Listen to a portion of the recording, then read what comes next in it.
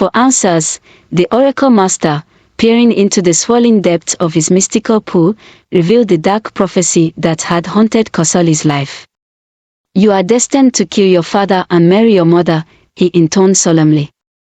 The words struck Kosoli like a physical blow, his mind reeling from the enormity of his fate. Yet in his revelation, the Oracle Master omitted one crucial detail, that Kosoli was of royal blood. This omission would prove to be a critical oversight, setting the stage for even more complex trials in the future. Devastated and determined to thwart the prophecy, Kosoli fled the village. He ventured deep into a distant forest, seeking solace in isolation. There, he built a humble hut, carving out a life of self-reliance. Using his God-given strength, he cultivated vast farmlands, transforming the wilderness into a bountiful oasis.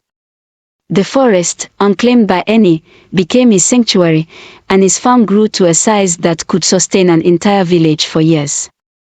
For 15 years, Kosoli lived in peaceful seclusion, his days filled with the rhythm of planting and harvesting.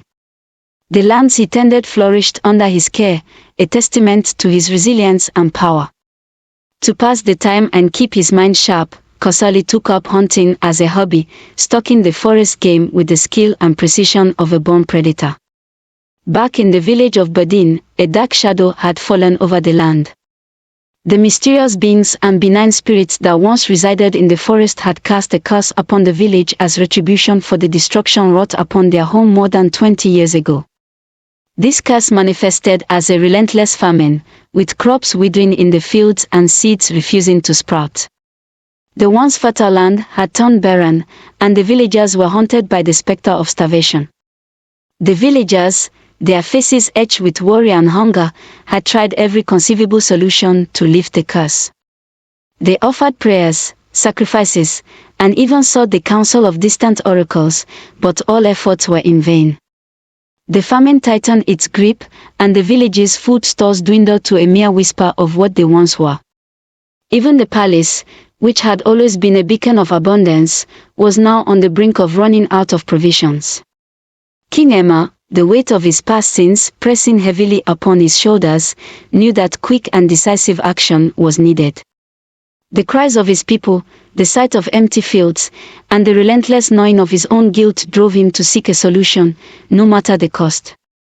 Desperation gnawed at King Emma, and with no other options left, he turned once more to the Oracle Master. The old seer, his eyes clouded with age and mystery, revealed the grim truth: a curse had indeed been placed upon Badin, and the only way to lift it was for the king himself to carry a sacrifice to the land of the unknown to appease the gods. The oracle's words hung heavy in the air. The land of the unknown was shrouded in peril and darkness, a place where no man had ever ventured and returned. Those who dared to enter its borders were swallowed by its labyrinthine paths and haunted by its mysterious spirits. Even those fortunate enough to survive found themselves lost for years, wandering in circles, their minds and bodies battered by the unseen forces of the land. Desperately, he searched the ground around him, his eyes scanning every crevice and shadow for the powerful charm. He turned over rocks, sifted through dirt, and peered into the darkness, but the charm was nowhere to be found. The calabash lay in shattered pieces, the red powder scattered and rendered useless. Without the charm, his way back home was lost. The enormity of his predicament struck him like a physical blow. He was stranded in the land of the unknown, a place that had swallowed many before him. The lives of his people hung in the balance, their salvation dependent on his ability to complete the sacrifice. Desperation clawed at his heart. If he could not find the charm and return to Badin, his village would succumb to the famine. The thought of his people starving, their hopes extinguished, was unbearable. He had to find a way to complete the sacrifice and lift the curse, or else watch his beloved village wither and die. Determined, King Emma pushed himself to his feet, his resolve hardening. He would not let his people down. Even without the charm, he would find a way to navigate this treacherous land, to appease the gods, and return home. His journey was far from over, and the stakes had never been higher.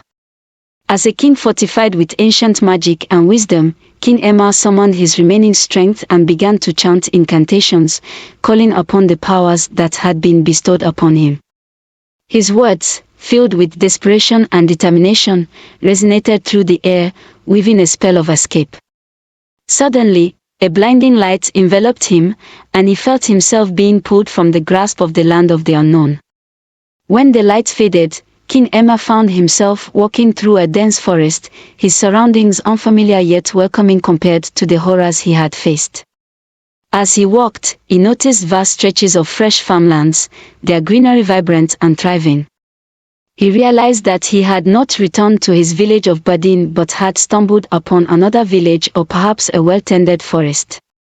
After about 10 minutes of wandering, his eyes caught sight of a small firewood set up at the corner of a farm.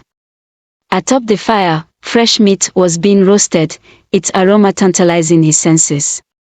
Hunger, a relentless companion for days, gnawed at him fiercely. Driven by instinct and desperation, King Emma approached the firewood without hesitation. He did not bother to call out for the owner, the primal need for sustenance overrode his manners. With trembling hands, he reached for the roasted meat and began to eat voraciously, savoring each bite as if it were the finest feast. The savory juices and tender flesh revived his spirit, momentarily pushing aside the dire urgency of his mission. Yet even as he ate, the forest around him seemed to watch, a silent witness to his plight, leaving an unsettling question lingering in the air: whose fire was this, and what fate awaited him in this unknown land? Suddenly, the sound of approaching footsteps pierced the king's moment of ravenous indulgence. He froze, the piece of meat halfway to his mouth, his senses now alert. The forest seemed to hold its breath, the crackling of the firewood the only sound breaking the eerie silence. As King Emma was about to turn and see who was coming, it was Kosoli. Without a word, Kosoli raised his gun and fired. The shot rang out, its sharp report echoing through the trees. The bullet whizzed through the air, heading straight for King Emma. And that wraps up part 1. Do you think Kosoli shot King Emma, his father, at that very moment? Could it be that the prophecy is being fulfilled right there in the heart of the forest, or is there another twist in their fate? Kindly drop your thoughts in the comments below. Don't forget to like, share, and subscribe. Turn on the notification bell icon to get notified for part 2 of The Mother Who Got Pregnant for Her Son Who Murdered His Father. See you soon.